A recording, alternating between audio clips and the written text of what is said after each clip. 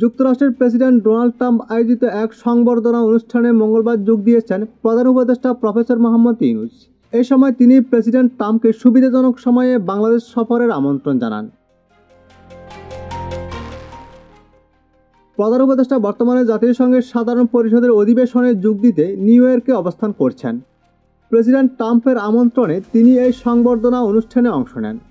অনুষ্ঠানে professor Yunus president ট্রাম্পের সঙ্গে শুভেচ্ছা বিনিময় করেন এবং বিশ্বের বিভিন্ন শীর্ষ নেতাদের সঙ্গে মত বিনিময় করেন। তাদের মধ্যে ছিলেন স্পেনের রাজা ষষ্ঠ ফিলিপে, জাপানের প্রধানমন্ত্রী শিগেরু ইশিবা, জাতিসংঘ মহাসচিব অ্যান্তোনিও গুতেরেস এবং ভুটানের প্রধানমন্ত্রী শেরিং তোবগে। এছাড়া তিনি যুক্তরাষ্ট্রের পররাষ্ট্রমন্ত্রী মার্কো রুবিও এবং দক্ষিণ ও মধ্য এশিয়ায় মার্কিন বিশেষ দূত সার্জিও গরের সঙ্গেও সাক্ষাৎ করেন।